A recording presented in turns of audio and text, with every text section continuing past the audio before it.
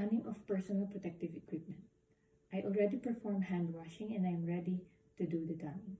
The proper PPE equipment includes gown, mask, goggles, and pair of gloves. First, put on the gown. Make sure to put on the gown properly and tie the back and the waistline.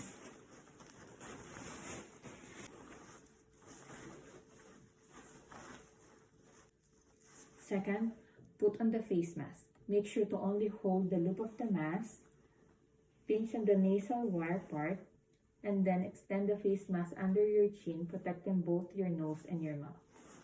Next, put on the goggles. And then lastly, put on the gloves. Pull the gloves down so that it covers the wrist of the gown. And now I am ready for the next procedure.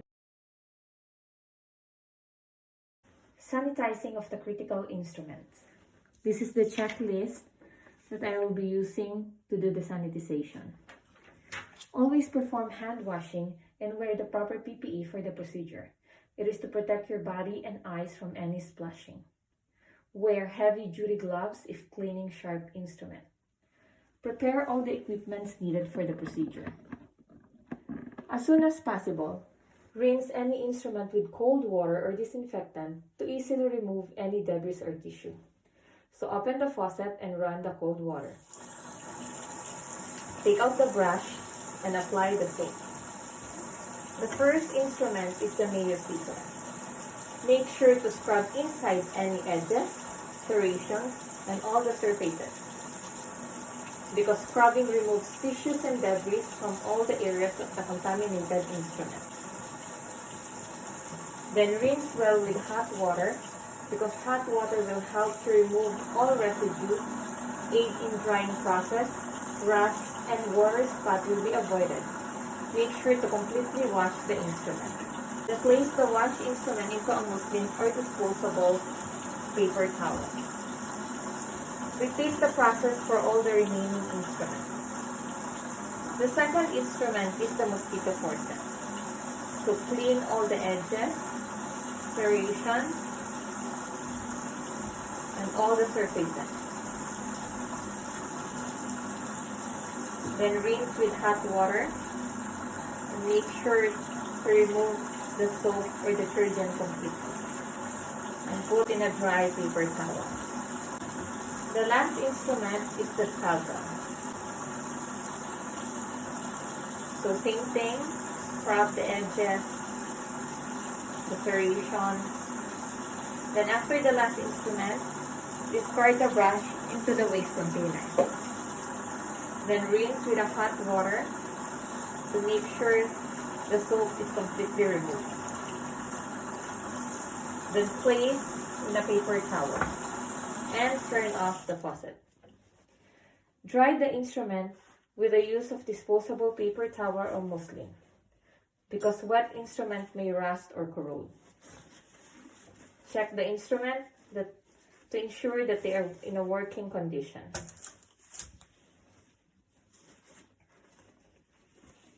Dry completely and put on a new paper towel.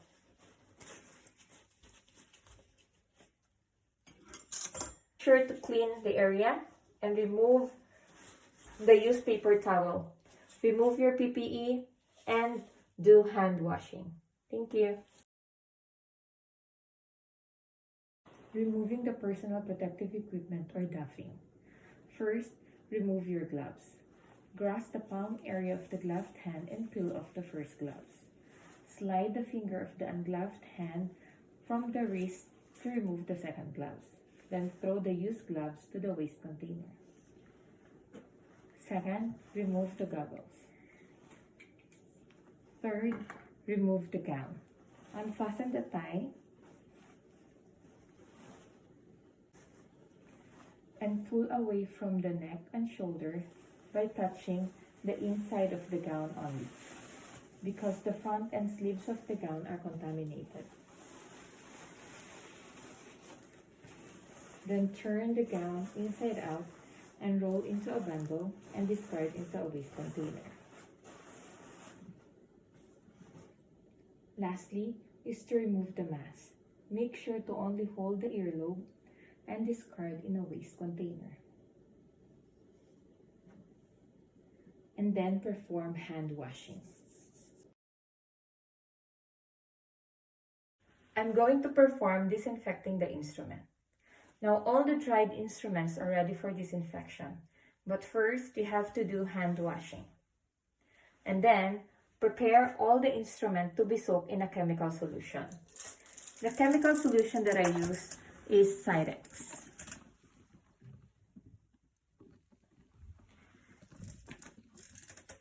Get the instruments and make sure that instruments are fully submerged into the chemical solution.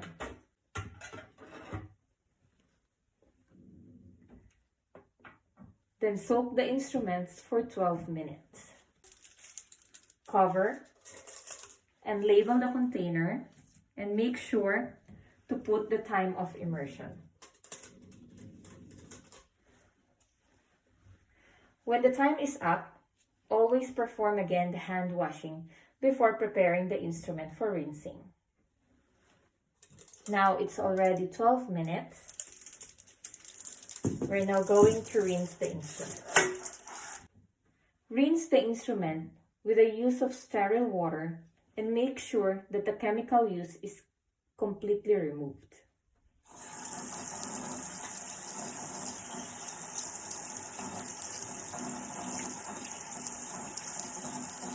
Then place the instrument into a dry paper towel.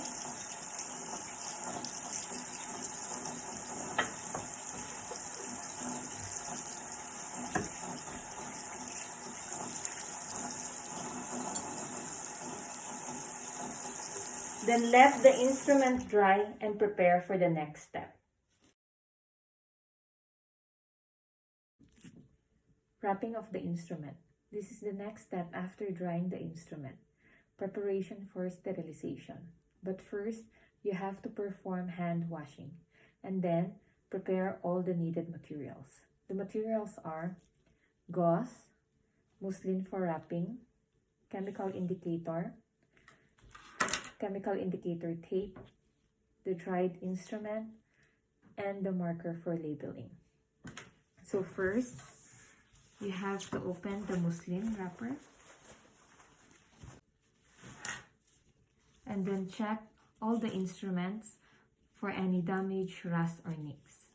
Everything is okay. You have to put a gauze in between hinges and make sure that the instruments are wide open so that the heat will penetrate all the surfaces of the instrument. And make sure to cover all the sharps end of the instrument.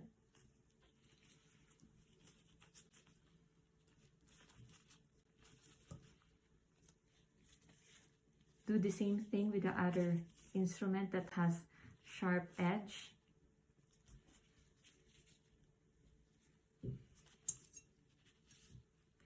And then include the chemical indicator inside and in the middle of the wrap. Gently fold the sides of the inner wrapper and create a fold.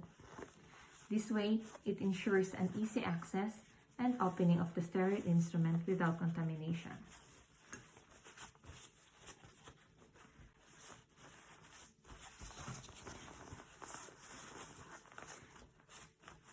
And then repeat the folding with the outer muslin wrapper.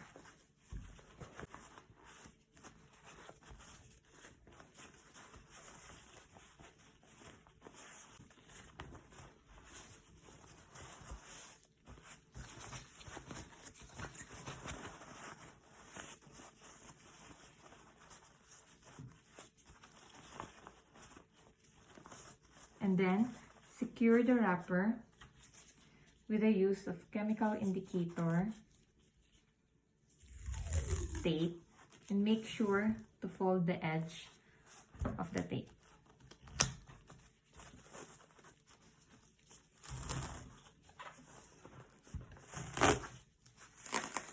Make sure that the indicator is covering the whole part of the wrapper.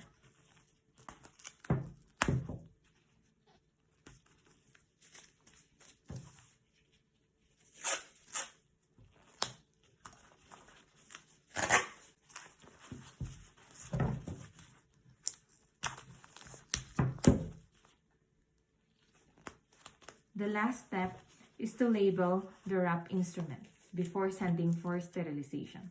The label includes the name of the instrument, date of sterilization, the initial who wrapped the instrument, and now it is ready for sterilization. Always remember to perform hand washing to every procedure. Thank you.